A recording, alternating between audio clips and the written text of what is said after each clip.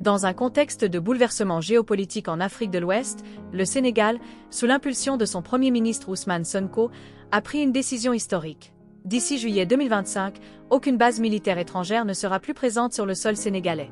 Cette annonce, faite avec une détermination sans équivoque, s'inscrit dans une dynamique régionale portée par des pays comme le Burkina Faso, le Mali et le Niger, réunis au sein de l'Alliance des États du Sahel, AES.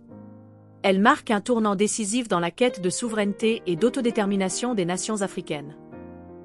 Le Sénégal, historiquement lié à la France par des accords de défense, se distingue comme l'un des rares pays à avoir accueilli des bases militaires étrangères sur son sol. Ces installations, souvent perçues comme des vestiges de l'époque coloniale, ont suscité des débats passionnés au sein de l'opinion publique africaine. Ousmane Sonko, figure de proue du panafricanisme et du souverainisme, a souligné que cette décision ne vise pas à rompre les relations avec la France ou d'autres partenaires internationaux, mais à redéfinir ces relations sur la base d'une égalité souveraine. Nous entretenons des relations normales avec la France, comme avec le Burkina Faso, le Mali, les États-Unis ou la Chine, a-t-il déclaré, insistant sur la nécessité pour chaque nation de s'adapter à son contexte historique et actuel. Cette démarche s'inscrit dans un mouvement plus large de réappropriation des ressources et du potentiel de l'Afrique. Sonko a appelé à l'unité des panafricains et des souverainistes autour d'objectifs communs, la sécurité, le développement économique et social, et la conquête d'une place de choix sur la scène internationale. Nous devons sortir des postures rigides et des divisions stériles. L'Afrique a été divisée trop longtemps, souvent pour des détails, a-t-il martelé, exhortant à un dépassement des divergences pour se concentrer sur les convergences. Selon lui, ces convergences représentent 95% des aspirations des peuples africains, qu'il s'agisse du Sénégal, du Burkina Faso ou de la Côte d'Ivoire.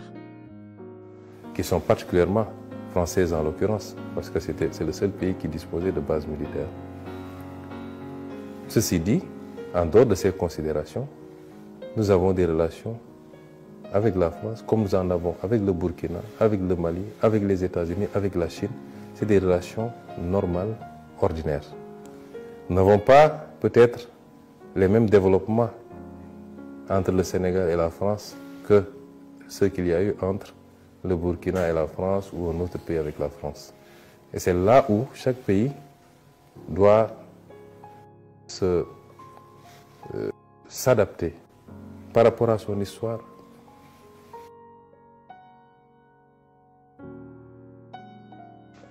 Passée mais surtout présente. Et nous reconnaissons à chaque pays le droit de faire ses choix.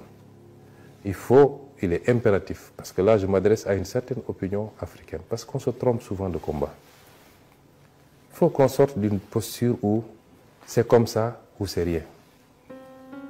On a été suffisamment divisé pendant trop longtemps, et quelquefois sur des détails.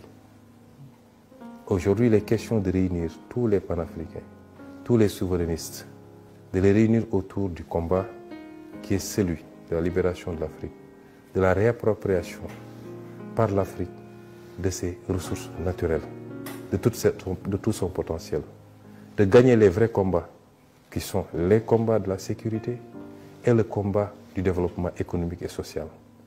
Et ce matin, on a longuement discuté avec le président Traoré, que je considère comme mon ami et un frère. Le président Traoré, on se parlait, j'étais opposant, il venait d'arriver au pouvoir. La dernière fois qu'on s'est parlé avant mon arrestation, c'était 48 heures avant mon arrestation.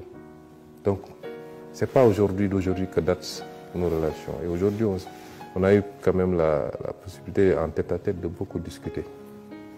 Et nous pouvons avoir des points de convergence forts. Mais nous pouvons avoir quelques éléments sur lesquels, selon la spécificité des pays, les gens n'ont pas les mêmes positions. Ça ne doit pas être des facteurs de cristallisation sur des positions. Parce que si on devait regarder les points de convergence, elles sont à 95%. Maintenant, le Burkina, c'est le Burkina. Le Sénégal, c'est le Sénégal. La Côte d'Ivoire, c'est la Côte d'Ivoire. Un autre pays, c'est un autre pays. Et je réitère, nous, Sénégal, notre combat, au-delà des divergences qu'il y a, qu'on peut comprendre, c'est de tout faire pour réunir les fils et les filles d'Afrique autour d'objectifs communs, forts, pour faire face au reste du monde et aller à la conquête du monde. Et si on veut faire ça, il nous faut faire preuve de dépassement et de tolérance mutuelle sur les aspects. Personne n'est plus panafricain que quelqu'un d'autre. C'est selon les contextes que les gens s'adaptent. Quand nous posions le débat souverainiste et quand nous menions le combat, ça fait 10 ans que nous avons commencé en tant qu'opposants anonymes, inconnus. Il y a 10 ans, vous aurez parlé de Sonko au Burkina, les gens vous diront, est-ce que ce n'est pas un Burkinabé, est-ce que ce n'est pas un Zongo qu'on a transformé en Sonko là-bas? Et on a fait notre petit chemin. On est resté cohérent et constant. Le Premier ministre sénégalais a également évoqué ses échanges avec le président burkinabé Ibrahim Traoré, qu'il considère comme un ami et frère. Ces discussions, amorcées bien avant son accession au pouvoir, témoignent d'une vision partagée de la libération africaine. Cependant, Sonko a tenu à rappeler que chaque pays doit tracer sa propre voie. Le Burkina, c'est le Burkina. Le Sénégal, c'est le Sénégal. La Côte d'Ivoire, c'est la Côte d'Ivoire, a-t-il insisté, soulignant que la souveraineté ne signifie pas l'uniformité, mais le respect des spécificités nationales.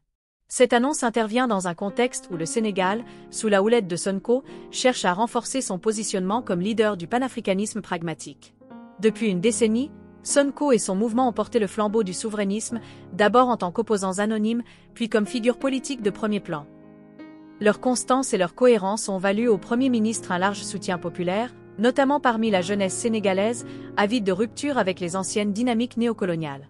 Mais cette transition ne sera pas sans défi.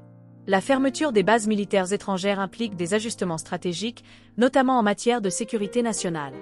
Le Sénégal devra renforcer ses capacités militaires et diversifier ses partenariats pour garantir sa stabilité dans une région marquée par l'insécurité. Par ailleurs, cette décision pourrait susciter des tensions avec certains partenaires internationaux, notamment la France, qui devra repenser sa présence militaire en Afrique de l'Ouest après des retraits similaires au Mali, au Burkina Faso et au Niger. En conclusion, la décision du Sénégal de mettre fin à la présence de bases militaires étrangères d'ici juillet 2025 est un jalon majeur dans la quête de souveraineté africaine. Elle reflète une volonté de redéfinir les relations internationales de l'Afrique sur la base de l'égalité et de l'autodétermination. Comme l'a souligné Ousmane Sonko, l'unité et la tolérance mutuelle seront essentielles pour permettre à l'Afrique de relever les défis du développement et de s'imposer comme une force incontournable sur la scène mondiale.